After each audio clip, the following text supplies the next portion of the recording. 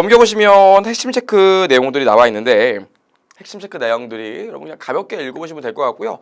사실 삼각후 원가는 꽤 중요한 얘기인데 저희 시험에 나오기도 하고요. 꽤 중요한 얘기인데 이거는 저희가 뒤에 있는 금융부채를 배우기 전까지는 지금 설명할 수가 없어요. 우리 이제 아기 단계, 시작 단계인데 여기서 삼각후 원가 막 현재가치, 유효이자 이런 얘기하면 포기한다고요. 그래서 일단 요거는 체크만 해놓으시고요. 이해독 때 다시 한번 읽어보시고 요건 어디서 제가 본격적으로 설명할 거라고요? 금융자산이요. 금융자산 가서 설명할 겁니다. 금융자산 듣고 오시면 이해되시니까 일단은 이런 게 있구나 하고 넘어가시면 돼요. 따라오시겠죠? 금융자산 보고 나면 당연히 읽힙니다. 세 번째로 선생님 그럼 자본은 왜 측정을 안 하시나요? 그러는데 자본은 여러분 자산 빼기 부채예요.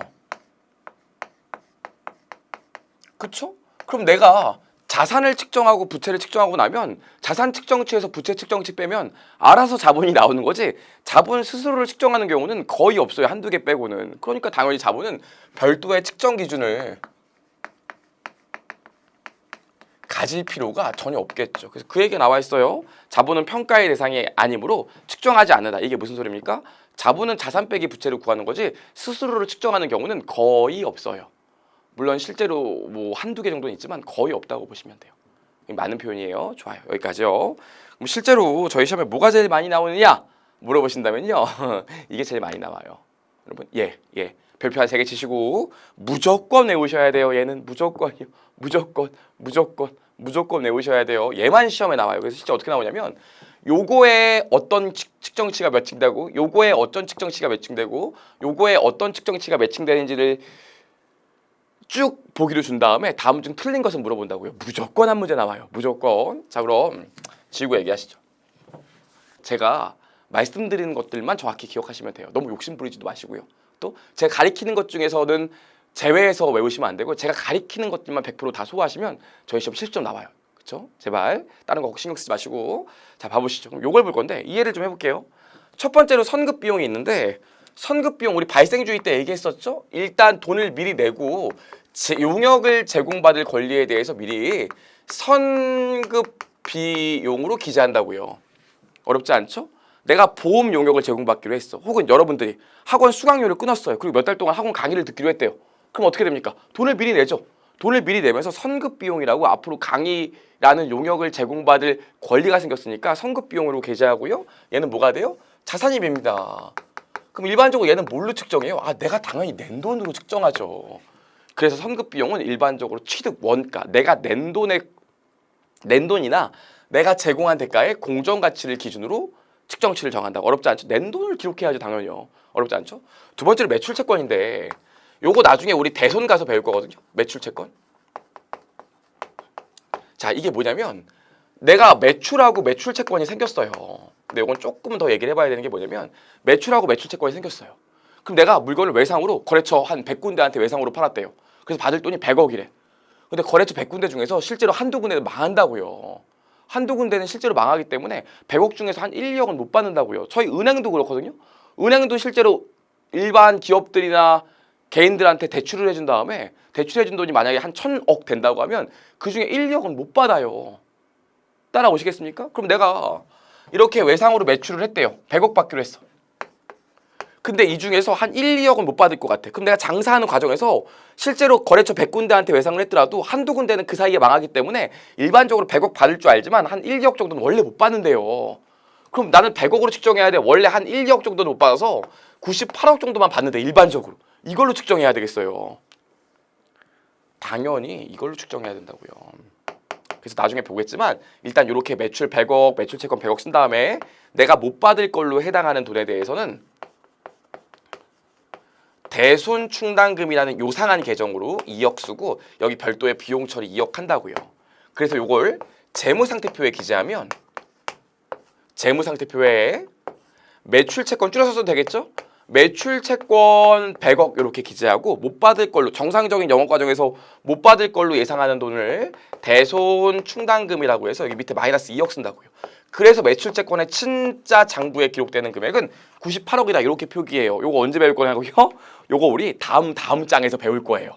재밌는 얘기 많이 할 거고 제 친구 대박난 얘기도 할 거고 그럴 거라고요. 그래서 아직 100%는 이해 못 하시겠지만 매출 채권은 일반적으로 외상금이기 때문에 이 중에 한두 군데는 거래처가 망하기 때문에 돈을 못 받게 됩니다. 그럼 당연히 나도 실제로 내가 그냥 받을 권리가 있는 돈을 기록하는 게 아니라 진짜로 내가 받을 수 있는 권리만 기록해야 되지 않겠습니까? 그래서 매출 채권은 실제로 내가 정상적인 영업 과정에서 받을 수 있는 권리 해서 순실현 가능 가치로 측정해요. 따라오시겠죠? 물론 이게 IFR 했을 때는 순실현 가능 가치로 측정하진 않아요.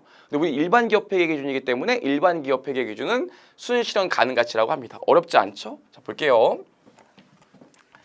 이 세 번째로 보시면 선수 수익이 있어요. 선수 수익. 미리 받은 돈이거든요. 그럼 선수 수익은 뭡니까? 저 같은 경우에 여러분이 이제 신용공사 끊으시면 저희 해커스 금융 같은 경우에 돈을 미리 받고 앞으로 강의 용역을 제공해 줘야 될 의무가 생긴 거잖아요. 그럼 어떻게 돼요? 돈을 미리 받고 그다음에 여기 선수 수익으로 쓴다고요. 그럼 선수 수익은 수익입니까? 부채입니까?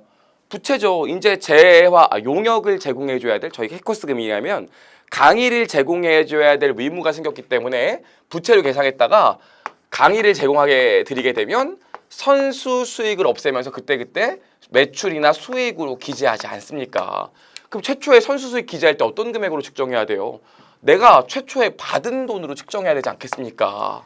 그래서 뭐라고 써 있어요? 선수 수익은 역사적 현금 수취액 써 있는데 역사적 이런 얘기 붙어 있으니까 어렵게 생각하시는데 그냥 내가 받은 돈이에요. 처음 취득할 때, 처음 부채 받을 때. 어렵지 않죠? 여기까지 봤고요. 매입 채무랑 미지급 비용이 있는데 보세요. 매입 채무나 미지급 비용은 뭡니까? 내가 뭔가를 제공받고 아직 돈을 안 준 거죠. 그래서 미지급 비용으로 기재하죠.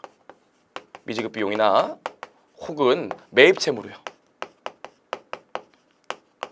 그럼 얘는 내가 영업하는 과정에서 발생한 부채이기 때문에 매입 채무 같은 경우에는 내가 장사하는 과정에서 발생한 거라고요. 그럼 요거에 대해서 어떻게 해주시면 돼? 나중에 장사하는 과정에서 갚을 거 아닙니까? 그럼 내가 일반적으로 장사하는 과정에서 갚을 때의 가격, 지금 당장 즉시 빌려올 때의 가격이 아니라 장사하는 과정에서 갚을 때의 가격이기 때문에 당연히 못 써주셔야 돼요. 이행가치 써주셔야겠죠. 아까 이행가치가 뭐라고 그랬습니까?